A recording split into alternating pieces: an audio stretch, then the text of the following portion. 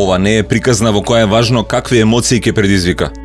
Не е најважно кој што мисли за делот од нас и од нашето општество што се соочува со попреченост. Предолго време зголемувањето на јавната свест се сведуваше на сочувствување, но само со сочувство проблемите не се решаваат. Големиот број на општествени актери се уште гледаат исклучиво низ медицинската и милосрдната лејка кон лицата со хендикеп, но организациите на лица со хендикеп веќе почнуваат да зборуваат за социјалниот модел за и гледање кон прашањето на хендикеп, додека веќе во последно време се повеќе и повеќе актуелен и се зборува за пристапот или моделот за човекови права.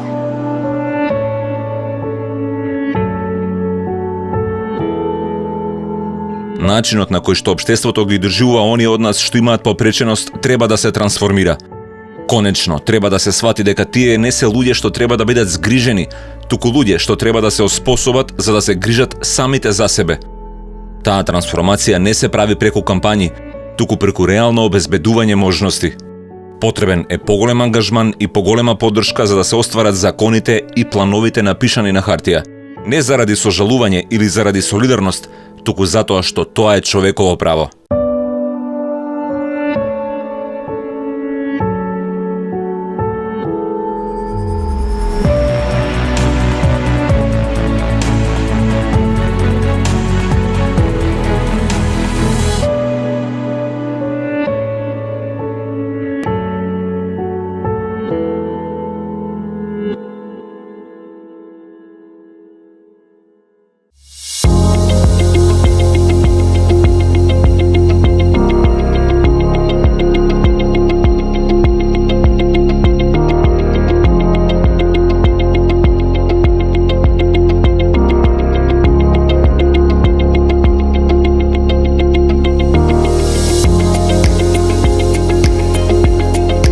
Како самостоен, сакам да кажам дека сакам да работам, да создавам и да креирам во восписание.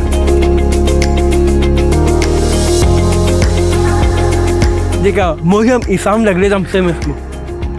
А тоа ми е најголемата цел. Со ова научив како се живее. Има ли човек што не го сака тоа? Целиот наш живот е подготовка да бидеме своји, самостојни, реализирани, успешни. За некои оваа подготовка завршила многу рано, речиси пред да почне. Поради инвалидитетот, институциите решиле дека нема потреба лицата со попреченост да се надградуваат на ист начин како другите, туку во посебни услови. Поточно да бидат згрижени наместо оспособени. Во нашата заедница заради пристапот медицинскиот, религискиот, милосрдниот, голем дел од лицата со хендикеп немаат завршено ни основно училиште. Ние како организација се трудиме и ги убедуваме и мотивираме лицата со хендикеп да одат да дозавршат барем основно образование, меѓутоа и тука наидуваме на препреки затоа што пристапноста не е решена во самите училишта. Сервисите повторно за поддршка не се и плюс се плаќа. Работите се менуваат. Со ратификувањето на Конвенцијата за правата на лицата со хендикеп, државата и сите општествени актери имаат обврска да го промовираат ова прашање од аспектот на човековите права. Секој што продолжува да го практикува или да го шири медицинскиот пристап кон ова прашање, практично ги повредува правата на оние од нас што се со попреченост. Уште одамна, поединци и здруженија водат борба за независност. Промената на перцепцијата што е потребна е хендикепот да се бара во институциите, во системските пропусти и во погрешната поставеност. Да се бара во причините поради кои по 30 години независност се уште зборуваме за пристапни рампи и за пречки во секојдневното движење.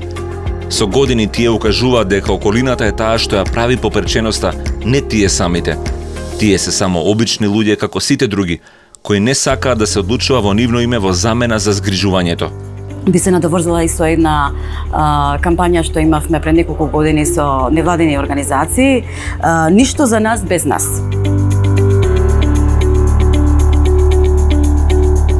Значи, не можете да очекувате да работите во конкретна проблематика без да имате директно вклучени за таа проблематика, вклучен луѓето што живеат со тој проблем. Вклучувањето на лицата со попреченост на политички функции беше табу. Луѓето адеми се обидува да го скрши тој мраз. по искачувањето планински врвови тргна и кон политичките врвови. Да застане до нив и да покаже дека луѓето со попреченост се тука и можат да учествуваат и во водењето на државата. Се нагласува потребата дека треба да се има. Треба да се има увид да биде таа вклученост конкретна таму и сега. Не само да зборуваме за таа категорија попреченост постојано, а во реалност тие да не постојат, да не ги гледаме. Колку личиме на Европската Унија на ова поле? Словенија, една од најнапредните нови членки на Унијата, уште од 1991 година почнала развојна стратегија за заштита на лицата со попреченост, со која на ова прашање му пристапила со концептот на човекови права наместо со медицинскиот концепт.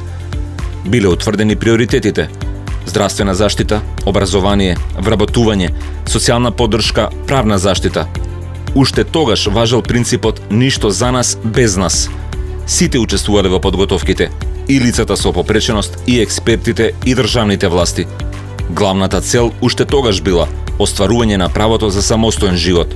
Sicer mislim, da je slovenska družba dokaj pozitivno naravnana še vedno do invalidov in tukaj ne bi delala kakšnih velikih, ne bi izpostavljala morebitnih težav.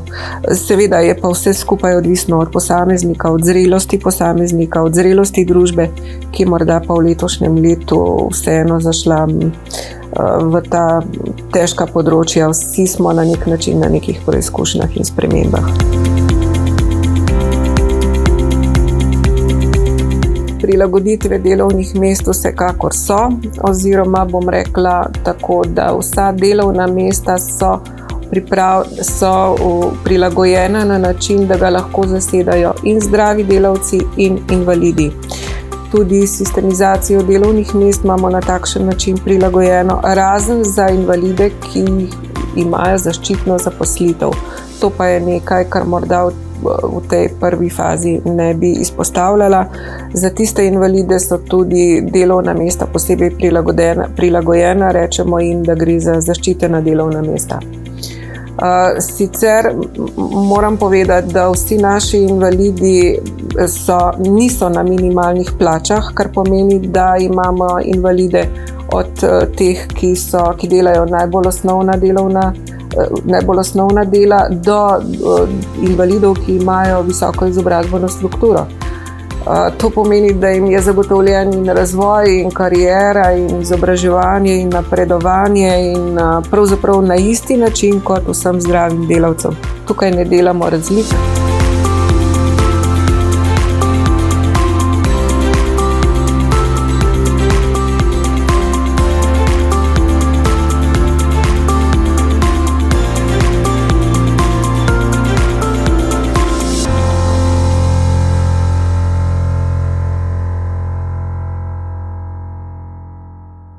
Ако вие имате 20% од вкупното население, вие со некаков вид на хендикеп, не може да имате само 3000 вработено од 2000-та до сега.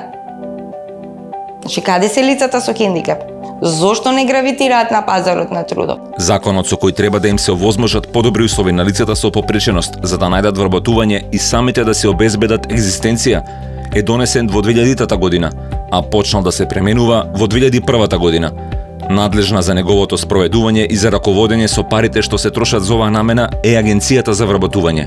Согласно овој закон предвидува да се доделуваат средства по неколку основи и тоа по основ на вработување на невработени инвалидни лица, за што се доделуваат средства во износ од 20 просечни плати, нето плати исплатени во Република Северна Македонија една година пред вработување на инвалидното лице, или 40 просечни нето плати исплатени во Република Северна Македонија една година пред вработувањето за лица кои што се движат со помош на инвалидна количка или за лица кои што имаат намален вид од 93 до 100%.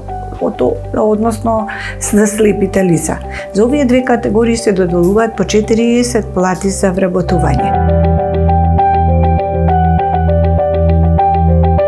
Потоа се доделуваат средства за адаптација на работно место во износ до 100.000 денари и тоа треба да се направи адаптација на просторот, односно на работното место на кое што работи инвалидното лице. Ако се бараат причините зошто и покрај поволните услови процентот на вработени лица со попреченост упорно стои во место, патот ќе не одведе кон два познати феномени: градење од покривот надолу и воведување мерки за на хартија. Основен услов за некој да биде вработен е да знае нешто да работи. Знаењата и вештините за работа се стекнуваат во образованието, кое што повеќето го немаат. 60,1% од вкупно невработените инвалидни лица, односно 916 лица се без образование или со незавршено основно образование. Значи, комбинацијата на лицата без образование или со незавршено основно образование со лицата со попреченост е најтешко вработлива категорија на лица. Пазарот на трудот си е пазар кој што си има своји принципи на работа и таму не важи дали си со хендикеп или не си. Нискиот степен на образование на лицата со попреченост се должи на застарениот медицински пристап, кога тие биле гледани како лица за кои други ќе се грижат, па затоа нема потреба тие самите да се образуваат или да стекнуваат знаења и вештини. Тој е резултат и на непристапните училишта и на паралелниот систем на образование на овие лица. Резултат на цел еден светоглед, што ја нагласувал нивната различност, поради која многумина ја губеле желбата да се образуваат, сметајќи дека залудно ќе се трудат да постигнат нешто во светот на оние што не се соочуваат со истите физички бариери како нив.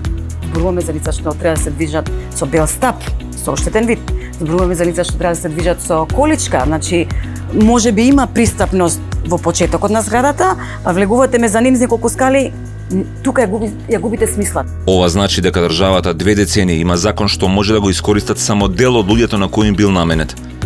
Остриот пресек од политиките на згрижување во политиките на почитување на правата не оставил никаков простор за адаптација.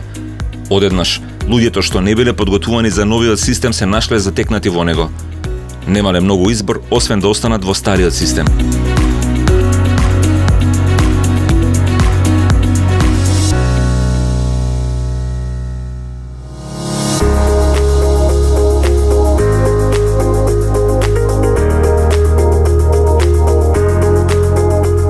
Во Европската конвенција е нагласено дека лицата со попреченост немаат само права, туку и право на мерки со кои ќе ги остварат своите права. Тоа е темелот што недостасува кога сме почнале да го градиме покривот на системот за заштита на нивните права. Тој темел се уште недостасува, а покривот лепди. One of the first important things that happened in Slovenia was that we got the law on personal assistance, and the Personal Assistance Act that came into implementation in January 2019 was really the breakthrough, because this is the only way that people with different impairments, disabilities can live independently.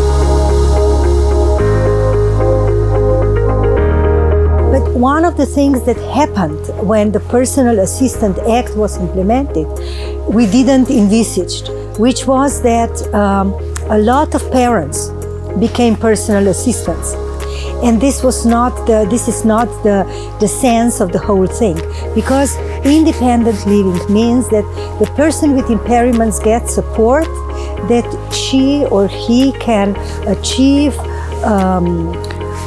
things that would otherwise be unachievable. For example, go to the university or have someone to go to work with, or to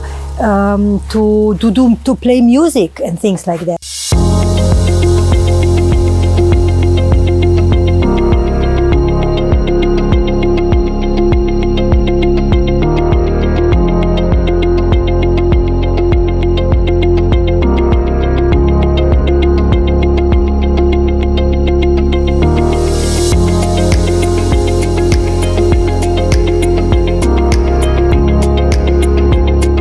Во Словенија нема еден, туку 9 закони со кои што се штитат правата на лицата со попреченост.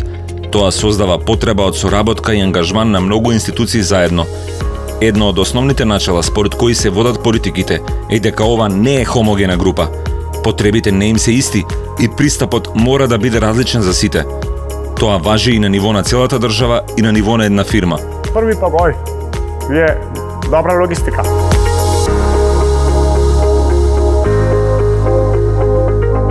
Се прави подјetje, фирма. Тоа помени тој цел процес. Набимо добрага менеджера, тој е директор.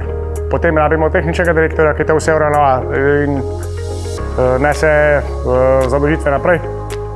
На смах води подјetje. Потем набим добрага шефа ki se spozna na teren, na delo samo in ki zna delati z invalidi.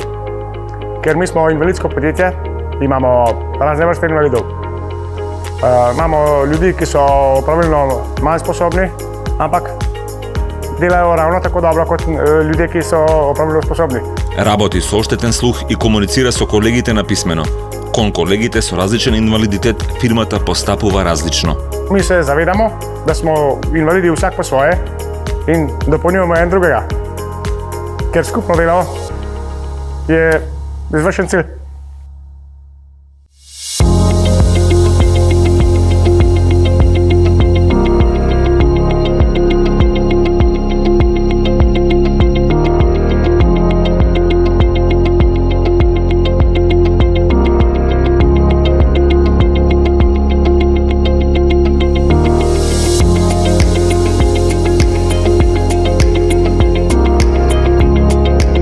Успешните примери покажуваат дека се исплатува да се вложува во подобрувањето на условите за самоодржливост на лицата со попреченост. Тие веќе многу побрзо се вклучуваат во социјалниот живот, во реалниот живот, а со тоа имајќи и своји финансиски средства, тие веќе се охрабруваат па да си остварат и своји семејства и да се осамостојат во своето живење. Трансформацијата што се гледа кај луѓето е голема. Тие имаат ангажман, одговорност, должности, цели, многу поисполнет живот од порано. Јас работам за да имам стаж и дека можам да јас можам да придонесувам во домашниот буџет, да помагам со мојата плата. До сега имаме добар живот и мислам дека и понатаму ќе работам за да можам да дојдам до уште подобра работа. Добрите примери се корисни за правење симпатични медиумски приказни. Тоа што не треба да го заборавиме е дека секогаш кога се раскажуваат овие приказни, од другата страна има некој што ќе се запраша: а што е со мене? Дали јас имам право на сето ова? Зошто јас се уште не сум го добил тоа? Држава мора омогучити погоје за запослување инвалидов. Тука во Словенија, по мојем мнењу, е зело солидно тоа успељано. Кога сам рекол, врх е држава, потем приде Завод за запослување, потем разне световални служби ки помагају Заводот за запослување при успосабљању инвалидов. Водењето политики со кои се создаваат инспиративни примери не е доволно. Уште помалку кога тоа го прават невладини организации или други субјекти освен државата. Колку една држава ги почитува правата зависи најмногу од тоа колку напори, средства и сеопфатни мерки таа вложува во остварувањето на тие права, без да биде приморана на тоа, без да и зависи резултатот од изборите од тие мерки, без да мора да дава отчети кон меѓународните организации и институции кон кои се обврзала. Едноставно да ги спроведува затоа што треба да се спроведат и да ги менува и надградува за да се постигнат подобри ефекти, а има уште многу што може да се направи. Најголем работодавач ни е државата. Прашање е зошто ги нема лицата со хендикеп како работници во јавната администрација? Нити како општи, нити пак како директори на тие јавни институции. Значи, тоа е сериозно прашање, каде што ете државата може и тие пари сама да си ги употреби ако е. Значи, од државата се тие пари, тоест од граѓаните. Меѓутоа, зошто државата не отвори својата врата за лицата со хендикеп? И повторно, нека си ги земи субвенциите. Најчесто државата топката префрла кај приватниот сектор кога станува збор за лицата со хендикеп, меѓутоа својот двор никако да го отвори за лицата со хендикеп, што ќе треба да се промени целосно. Без решавање на образовниот јаз нема да се надмине јазот во обработувањето. Без индивидуализиран пристап не може да се исполнат условите за секого. Без сеопфатни политики на сите институции нема да има квалитетни решенија. Тоа ни го покажува европскиот пример, тоа покажува колку личиме на Европската Унија. Како што секој синџир е силен колку и неговата најслаба алка, така и секое државно и општествено недување е силно колку што се вложува да им служи на сите подеднакво. Политиките кон лицата со попреченост и нивното спроведување не може да се гледат како однос кон една посебна категорија луѓе, туку кон луѓето воопшто. Повредата на нивните права е повреда на правата на сите нас. Сите имаме потреба правата да ни бидат гарантирани, заштитени и остварени. Дали личиме на ЕУ е прашање што по својата важност го надминува прашањето дали и кога ќе станеме членка на Европската Унија. Тоа е прашање на можности и стандарди што возможуваат подобар живот, на ангажманот на државните институции и на општеството во градењето подобро утре. Европа не треба да ја гледаме како символ на совршенство, туку како символ на желбата за усовршување, на желбата секој да ги ужива своите фундаментални права. Дали личиме на ЕУ, значи дали го заслужуваме епитетот европски кога зборуваме за правата на човекот и на граѓанинот.